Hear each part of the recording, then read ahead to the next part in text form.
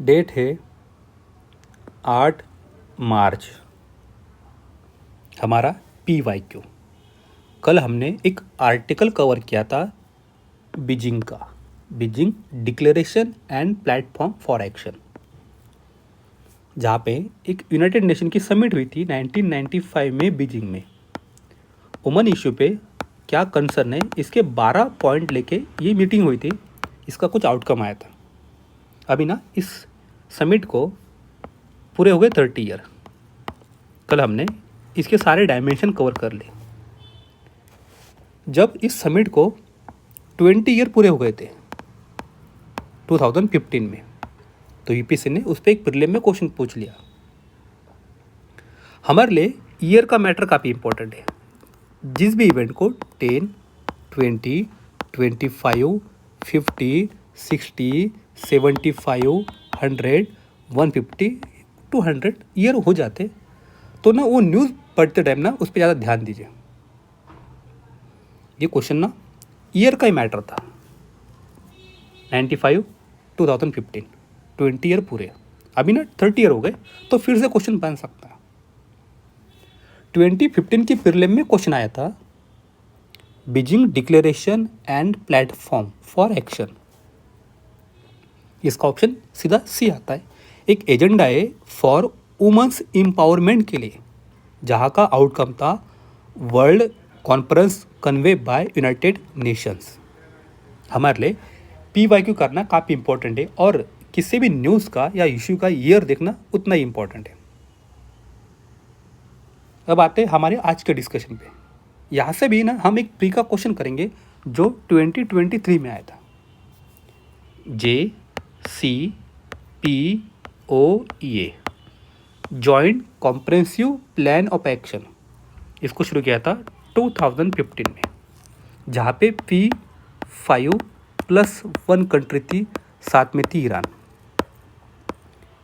P5 जो United nation के 5 permanent member थे सिक्योरिटी काउंसिल के, साथ ही जर्मनी। यहाँ से प्रीलिम के लिए बन सकती है। और एक तरफ था ईरान। ईरान अपना न्यूक्लियर प्रोग्राम शुरू करना चाहता है, मेडिकल पर्पज़ के लिए, इलेक्ट्रिसिटी के लिए, एनर्जी के लिए। लेकिन P5 और बाकी कंट्री को डर लगता है कहीं ना ईरान न्यूक्लियर वेपन्स ना बना दे, तो ना वो रिस्ट्रिक्शन करना चाहते हैं। तो ना वेस्टर्न कंट्री ने इराक को ब्लैक लिस्ट में डाल दिया, ईरान को। उनको डर लगता है अगर ईरान ज़्यादा न्यूक्लियर को इनरिच करे तो न्यूक्लियर बॉम्ब बना सकता है, वेपन बना सकता है। लेकिन ईरान का कहना है हम ना इनरिच करेंगे न्यूक्लियर को, लेकिन हार्डली 2-3% हमारी इलेक्ट्रिसिटी बन जाए, उतना ही। बाद में ट्रम्प आए, उन्होंने डील को कैंसिल कर दिया। फिर से न्यूज़ आई है, और 23 की प्रीलिम में क्वेश्चन था। लास्ट ईयर से ये इशू हर बार न्यूज़ में आ रहा है। यूपीएससी क्या करती है, एक न्यूज़ को पकड़ती है, उसको ना मल्टीपल एंगल्स देख के क्वेश्चन बना देती है। ईरान की न्यूज़ पे जो डील है उसी को ना 23 के प्रीलिम में यूपीएससी ने क्वेश्चन बना दिया। यहाँ पे 2 स्टेटमेंट दिए, और फर्स्ट स्टेटमेंट का और न्यूज़ का कोई इशू नहीं है। यूपीएससी यही करती है, 4-5 न्यूज़ को, 2-3 इशू को एक जगह करती है और क्वेश्चन बना देती है। इसलिए हमारे लिए ना मल्टीपल स्टेटमेंट में सिंगल स्टेटमेंट को पकड़ के चलना काफ़ी सिंपल है, वो बेटर रहता है। हम यहाँ पे सिर्फ स्टेटमेंट 1 फोकस करेंगे। India despite having uranium deposit, हमारे पास यूरेनियम ज़्यादा है, ठीक है, डिपेंड करता है कोल पे for most of its electricity production. बात बिल्कुल सही है। कोल से ना हम 50+ एनर्जी बनाते हैं, इलेक्ट्रिसिटी हमारी। यूरेनियम से हार्डली 1 या 2%, क्योंकि यूरेनियम के प्लांट बनाना है, लैंड एक्विजिशन है, इन्वायरमेंटल क्लियरेंस से काफ़ी इशू आते हैं। यूरेनियम निकालना है, इनरिच करना, ये भी दिक्कत है। कोल पे हमारा ज़्यादा इलेक्ट्रिसिटी प्रोडक्शन होता है, ये बात बिल्कुल सही है। अब ये बात बिल्कुल सही है, तो हम ना ऑप्शन में से जहाँ पे हमें लग रहा है ये इनकरेक्ट दिया है वो हटा देते हैं। डी हमने हटा दिया, और हमें याद ढूंढना है करेक्ट। हर कीवर्ड यहाँ पे इंपॉर्टेंट है, हर वर्ड। अब ना सेकंड स्टेटमेंट की तरफ चलते हैं। Uranium enrich to extent of at least 60% is require for production of electricity. ये बात बिल्कुल गलत है। ईरान के इशू में यही चल रहा है। यूरेनियम से अगर हमें इलेक्ट्रिसिटी बनानी है तो उसको हार्डली 2-3% तक इनरिच करना होता है। अगर आपने 50 या 60 प्लस इनरिच कर दिया तो समझ गए आपने न्यूक्लियर वेपन्स बना दिया। और ना ये स्टेटमेंट हमारा दो बिल्कुल गलत हो जाता है, हमें आंसर मिल जाता है यहाँ पे। तो न्यूज़ पढ़ना और पीवाईक्यू करना, उसका बेस समझना काफ़ी इंपॉर्टेंट है। अभी ना जो डील है JCPO की, उसको पूरे हो गए 10 ईयर, और वैसे भी करंट में चल रहा है, तो हो सके फिर से क्वेश्चन बन जाए।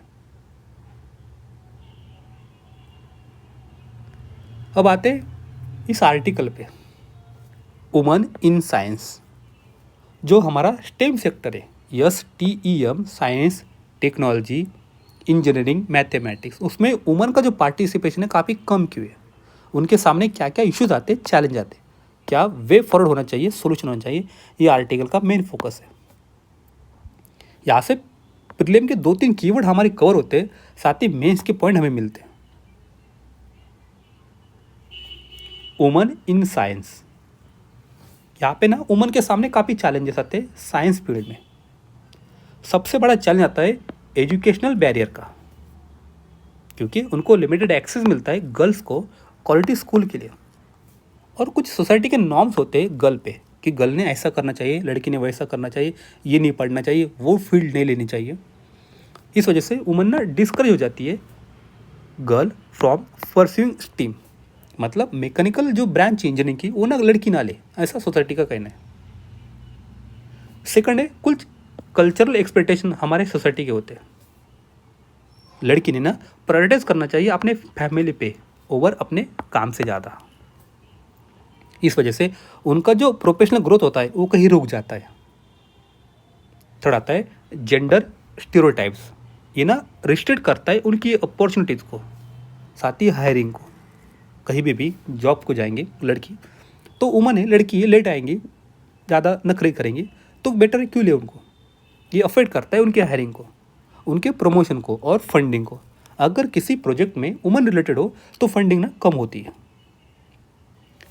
4 आता है हरेसमेंट एंड डिस्क्रिमिनेशन। हमारे जितने भी एजुकेशन इंस्टीट्यूशंस है, साथ ही अदर डायमेंशन आते हैं हॉस्टिलिटी के, यहाँ पे बड़ा ये दिक्कत है डिस्क्रिमिनेशन का। इस वजह से वुमन ना आउट हो जाती है इन फील्ड में से, STEM and higher education institution से।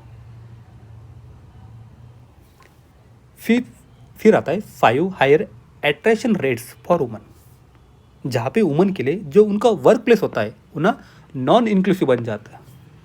उनके लिए दिक्कत बन जाती है अपना लाइफ एंड वर्क को बैलेंस करना।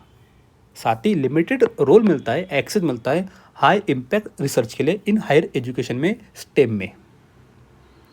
ये जो बैरियर हमने अभी देखे, ये ना स्लो करते उनके प्रोग्रेशन को, साथ ही रिड्यूस करते उनको एक रोल मिलना चाहिए, एक्सेस टू सीनियर रोल, उनका प्रमोशन दिक्कत हो जाती है, वो रिड्यूस हो जाता है उनके लिए प्रोफेशनल नेटवर्क, साथ ही इंक्रीज बन जाता है उनका drop out rate in science field में। अगर कोई वुमन पोस्ट डॉक्टरल कर लेती है और ना वो फैकल्टी बनना चाहती है, तो उसके सामने ना काफ़ी ढेर सारे चैलेंज आते हैं। जैसे एक तो वहाँ पे भी काम है, अपने परिवार की जिम्मेदारी भी है, साथ ही आत्मविश्वास की कमी हो सकती है, और उनके सामने कोई रोल मॉडल होता नहीं वुमन का जो उनको सही रास्ता दिखाए। अगर साइंस में हम ना वुमन को रोटेशन करके रखेंगे, वुमन साइंटिस्ट को, हमारे लिए वाइटल बन जाता है। क्योंकि अगर आपकी जो टीम है वो डाइवर्स फील्ड से आएंगे, तो आपके फील्ड में, टीम में एक क्रिएटिविटी बन जाती है, साथ ही इनोवेशन आ जाता है, एक ब्रेक थ्रू मिल सकता है इंटीग्रेटिंग मल्टीपल पर्सपेक्टिव इन आपके फील्ड में। हम ना हमारी जो फ्यूचर जनरेशन है गर्ल्स की, लड़कियों की, उनके लिए एक साइंस टेक में एक रोल मॉडल बना सकते हैं अगर हमारा साइंस में वुमन का रोल ज़्यादा है। हम प्रमोट कर सकते हैं इक्विटी, इंश्योर कर सकते हैं जो वुमन है वो ना कंट्रीब्यूट करे फुली टू साइंटिफिक प्रोग्रेस में, साथ ही इनरिच करे हमारी सोसाइटी को with a more inclusive workforce. यहाँ पे 2-3 कीवर्ड आए, वो ना हमें मेंस में लिखने में काम आएंगे। ये जो कीवर्ड किसने दिए इतना मैटर नहीं करेगा, कीवर्ड क्या है, उसका एक्सप्रेशन क्या है, हार्डली 2 लाइन में लिखना है। एक आता है मटिल्डा इफेक्ट। ये डिस्क्राइब करता है टेंडेंसी टू डाउन प्ले और over shadow woman scientific contribution. अगर किसी अचीवमेंट में वुमन का रोल काफ़ी बड़ा है तो किस तरह से वुमन को साइड में रख के वो फेवर करता है उनके मेल कलीग पे कि इनका रोल बड़ा है, मेल का फीमेल का सेकेंडरी रोल आता है। ये हाईलाइट करता है historic struggle for proper recognition of woman innovation, woman scientist innovation. Second keyword हमें मिलता है लीकी पाइपलाइन। ये डिस्क्राइब करता है किस तरह से वुमन को ना ड्रॉप किया जा रहा है स्टेम फील्ड में से, क्योंकि बायस पेडागॉजी सिलेबस ऐसा है, कोई रोल मॉडल सामने नहीं है, साथ ही जो वर्क प्लेस है वो ना हॉस्टाइल है। थर्ड आता है ट्यूट्स एंड लैडर्स मॉडल। ये फोकस करता है broader structural and environmental barrier पे, हाईलाइट करता है किस तरह से mentorship, access to hidden knowledge, साथ ही करियर डिस्क्रिप्शन ये हिंडर करता है वुमन को, माइनॉरिटीज़ को, साथ ही मार्जिनलाइज ग्रुप को इन स्टेम फील्ड में। हमें ना एड्रेस करना चाहिए इस इक्विटीज़ को विथ इन एकेडमिक सिस्टम में। हम एड्रेस करेंगे इन सभी चैलेंजेस को। हमें चाहिए एक बड़ा अप्रोच जो एम्ब्रेस करे डाइवर्स करियर पाथ, इन्वॉल्व करे पॉलिसी मेकर को, इंस्टीट्यूशन को, साथ ही साइंटिफिक कम्युनिटी को। आप ना यहाँ आके फोस्टर कीजिए इंक्लूसिविटी को, particularly for under represented and economical disadvantage woman के लिए। हम ना हमारे इंस्टीट्यूशनल सेटअप को चेंज कर सकते हैं, हम ना वुमन के लिए फ्लेक्सिबल वर्क ऑप्शन दे सकते हैं, साथ ही उनके बच्चों की केयर कर सकते हैं, अफोर्डेबल चाइल्ड केयर, और पॉलिसी हम बना सकते हैं जो सपोर्ट करे वर्क को भी, साथ ही फैमिली के जिम्मेदारी के लिए भी वुमन के लिए, फैमिली इंटीग्रेशन। थर्ड आता है हम पब्लिक रिकॉग्नाइज करेंगे वुमन के सामने क्या अचीवमेंट है और क्या बड़े चैलेंजेस है। हम शोकेस करेंगे किस तरह से सक्सेसफुल साइंटिफिक वुमन है, साइंस वुमन, साइंटिस्ट वुमन, जिनके सामने चैलेंज फेस करना है स्टीरियोटाइप्स का। हम इंस्पायर करेंगे नेक्स्ट जनरेशन को, आप ना इनकी तरफ देखिए। इस वजह से हम हमारे स्टेम फील्ड में ग्रेटर विजिबिलिटी रखेंगे, साथ ही वुमन का रिप्रेजेंटेशन बढ़ा देंगे। हमारे लिए अप्रोच चाहिए जो अक्रॉस करियर स्टेज में काम करे, एजुकेशन से पढ़ाई, फिर रिसर्च एंड फिर में अगला स्टेप। हम ना एलिमिनेट करेंगे, हटा देंगे एज रिस्ट्रिक्शन ऑन ग्रांट्स।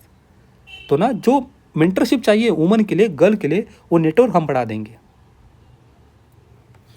हम सपोर्ट करेंगे career re entry after a break for family और पर्सनल रीजन। अगर किसी वुमन ने, लड़की ने ब्रेक लिया है अपने फील्ड में से और फिर से आना चाहती तो री एंट्री का ऑप्शन वहाँ के अवेलेबल रहेगा। एम्पलीफाई करेंगे सीनियर वुमन को, आप ना लीडरशिप के लिए तैयार हो जाइए और डिसीजन मेकिंग में आपका रोल काफ़ी बड़ा होना चाहिए। इसके लिए हमारे गवर्नमेंट के कुछ सिग्निफिकेंट स्टेप है जो एडवांस करते हैं gender equity in science and technology में। फर्स्ट आता है गति। कल हमने गति देखा था, कल के आर्टिकल में बीजिंग डिक्लेरेशन के। Gender advancement for transforming institution, यहाँ से प्रीलिम की लाइन बन सकती है। ये प्रोग्राम आता है department of science and technology का। इसको शुरू किया था 2020 में, इसको पूरे हो गए 5 ईयर, तो हो सके क्वेश्चन बन जाए। ये फोस्टर करता है एक इंक्लूसिव इन्वायरमेंट फॉर वुमन के लिए and gender diverse individual in stem field में। सेकंड हमारा प्रोग्राम है वाइज किरण। अगर कोई वुमन, साइंटिफिक वुमन अपना रिसर्च में ब्रेक लेती है और वो ना फिर से रिसर्च की तरफ आना चाहती है तो उनको ना वो एक्सेस मिल जाएगा। ये है Kiran. Woman in science and engineering knowledge, involvement in research advancement through nurturing, वाइज किरण। थर्ड आता है वुमन साइंटिस्ट स्कीम, यहाँ पे उनको ग्रेड मिलेगा, सपोर्ट मिलेंगे। 4 आता है डिपार्टमेंट ऑफ बायोटेक्नोलॉजी का एक प्रोग्राम है bio care. Biotechnology career advancement and reorientation. Same purpose है, सपोर्ट करना वुमन साइंटिस्ट को। आप ना रिटर्न आ सकते टू रिसर्च आफ्टर आपके ब्रेक के बाद। ये जो 4 कीवर्ड देके ये हमारे आंसर में होने चाहिए और सेपरेट सेपरेट यहाँ से ना प्रीलिम के क्वेश्चन बन सकते हैं। ये क्या प्रोग्राम है, किसके अंडर में और क्या पर्पज़ है। अब आते हैं हमारी अगली न्यूज़ की तरफ। मसाले, स्पाइसेस। इंडिया ना लार्जेस्ट प्रोड्यूसर है, साथ ही एक्सपोर्टर है स्पाइसेस का। लेकिन इतना होके भी ग्लोबल सीजनिंग मार्केट में हमारा शेयर ना 1% से भी कम है। यहाँ से प्रीलिम के लिए बन सकते हैं ग्लोबल सीजनिंग मार्केट मसाले के, स्पाइसेस के। तभी चाइना का रोल देखते 12% कॉन्ट्रीब्यूशन, यूनाइटेड स्टेट का देखते 11%। यहाँ से 2-3 कीवर्ड से प्रीलिम में क्वेश्चन बन सकता है। आज ना हमारा टोटल ग्लोबल सीजनिंग मार्केट में एक्सपोर्ट कितना है, यह है $4.5 बिलियन का। और हमने टारगेट रखा है, हम ना इसको 2030 तक $10 बिलियन तक लेके जाएंगे export. Spices board of India, यहाँ से प्रीलिम के लिए बन सकती है। इसका हेडक्वार्टर है केरला में, जो आता है मिनिस्ट्री ऑफ कॉमर्स के अंडर में। बना था 1987 में अंडर स्पाइसेस बोर्ड एक्ट 1986। इसका मतलब ये जो बोर्ड है ये ना स्टैट्यूटरी बॉडी है। यहाँ से अगला कीवर्ड हमें मिलता है वर्ल्ड स्पाइस ऑर्गेनाइजेशन, WSO। ये ना कोई इंटरनेशनल बॉडी नहीं है, मतलब किसी यूनाइटेड नेशन की या नहीं, ये हमारी इंडिया की बॉडी है। एक नॉट फॉर प्रॉफिट ऑर्गेनाइजेशन है। ये प्री के लिए हो सकती है, नॉट फॉर प्रॉफिट ऑर्गेनाइजेशन, जो बनी थी 2011 में इन कोची, केरला। और कोची को कहा जाता है स्पाइस कैपिटल ऑफ इंडिया। एक प्लेटफॉर्म है जहाँ पे ना सारे स्टेक होल्डर जो स्पाइसेस इंडस्ट्री में काम करते हैं यहाँ पे होते हैं, जैसे फार्मर, प्रोसेसर, एकेडमिक्स, साथ ही हमारे जैसे एंड यूजर्स।